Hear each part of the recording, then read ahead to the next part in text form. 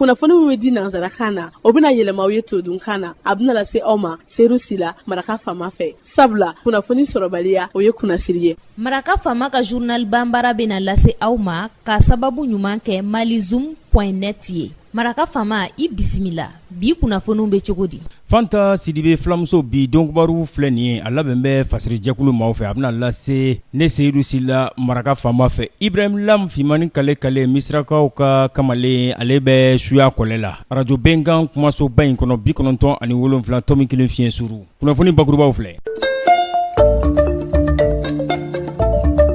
Ministri min y'a ɲɛsin bɛ kɛnɛya sabatili ma ani foroba sanuya Professeur Samba So kunungo a ye weleweleda kɛ a kɛra Sikaso commune kɔnɔna na nin y'a ta ko 7nan ye a bɛɛ wulikajɔ ko fɔ n'u ko ma ko campagne de chimio-prévention du paludisme saisonnier o tɛ sumaya min bɛna waati furancɛ kɛ la ka taa wa o kɛlɛli o baarabolo olu bɛ se ka waleya cogo min na furakɛli siratigɛ fɛ ka ɲɛsin den tanuw ma.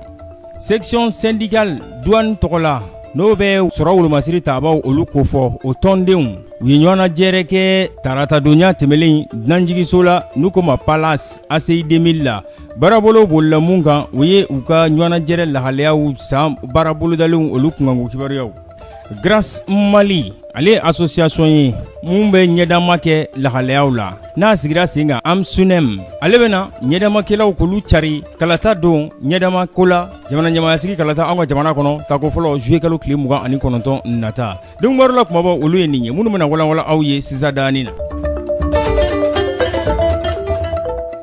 Aw ni ce maraka faama ka journal banbara lamɛnli la an bɔra k'a fɔ sisan ministri min n'a ɲɛsin bɛ kɛnɛya sabatili ma ani foroba sanuya Professeur Samba So kunungo a ye weleweleda kɛnɛ a ye o masaya a kɛra Sikaso commune kɔnɔna na a ta ko 7nan o ye nin ye u k'a ma campagne de chimio-prévention du paludisme saisonnier o tɛ dɔwɛrɛ ye waati furancɛ sumaya min bɛna digi kɛ maaw la o kɛlɛbolo wuli bɛ se ka kɛ olu kama cogo min na kɛrɛnkɛrɛnnenya la den minnu n'u si bɛ kalo 3 ka taa bila kalo 59 bɔɲango la u ko laɲini tɛ dɔwɛrɛ ye yaasa fɛn min ka don ka fɔ den tani a ma 4,244,480 furakɛli bɛ se ka taga ɲɛsin olu ma minnu sisan bɛ kalo 3 ka taa bila kalo 59 bɔɲango la jamana fan 14 bɛɛ lajɛlen na kalo 4 bɔɲango furancɛ o kɔnɔna na. A tɔrɔmɔɲango CFA wari la a bɛ t'i jɔ CFA wari miliyari 7 miliyɔn 568 a n'a kunkanfɛn buruburu a wari bɛna bɔ kɛnɛya minisiriso ani foroba sanuya baara ɲɔgɔnya ani programme national de lutte contre le paludisme PNLP.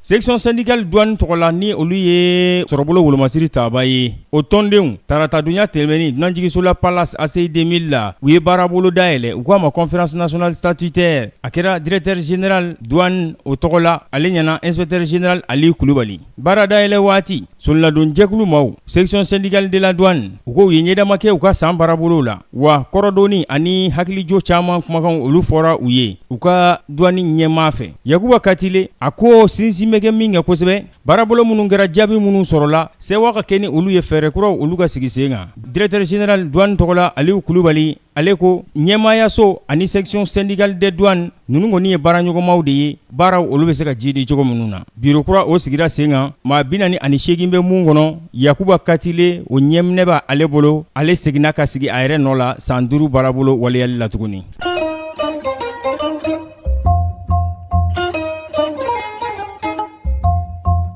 Grâce Mali ale association ye ɲɛdamakɛlaw olu bɛ mun kɔnɔ n'u ko ma observateurs nationaux minnu bɛ bɔ Mali kɔnɔ yan a sigira sen kan association des anciens élèves et étudiants du Mali AMSUNEM u ko u bɛna ɲɛdamakɛlaw cɛri jamana kɔnɔna na yaasa u bɛ se ka ɲɛdamakɛ kalafili lahalayaw la cogo min na n'o bɛ jamana ɲɛmayasigi kalata ko fɔ an ka jamana kɔnɔ n'a ta ko fɔlɔ bila bɛ juillet kalo tile 29 nata la ni lahalaya ninnu dangenemayara a kɛra laseli dɔ senfɛ ka ɲɛsin donkibaru ɲininaw ma secrétaire général fɛ AMSUNEM o tɔgɔ la ani a nɔgɔma caman Amdalaye ACI maison des aînés o kɔnɔna na.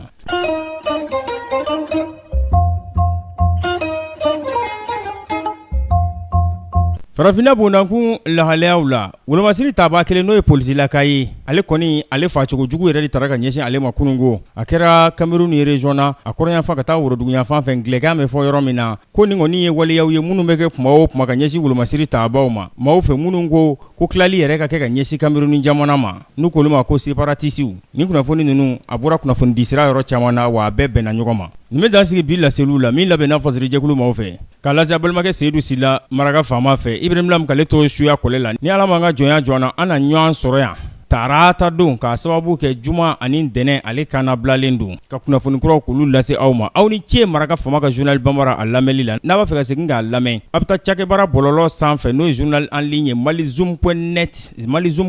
n'a y'o kɔngɔn a ka jufa kɔnɔ nɛgɛjuru yalima ka cakɛbara tata na a sigita o filɛ wo min ɲininikɛyɔrɔ min bɛ yen nin nɔ o filɛ wo ɲininikɛyɔrɔ min bɛ yen n'an k'o ma ko recherche Google a mana taper o sanfɛ malizoom.net a b'a a ye wa a page Facebook o fana bɛ Facebook sanfɛ aw na kunnafoniw bɛɛ lajɛlen sɔrɔ aw ni caka kulumajɔ la hakɛto bɛ nin kan Salo Mamadu wa Salim maraka faama ka bi journal Bambara lasera aw ma k'a sababu ɲuman kɛ malizoom.net ye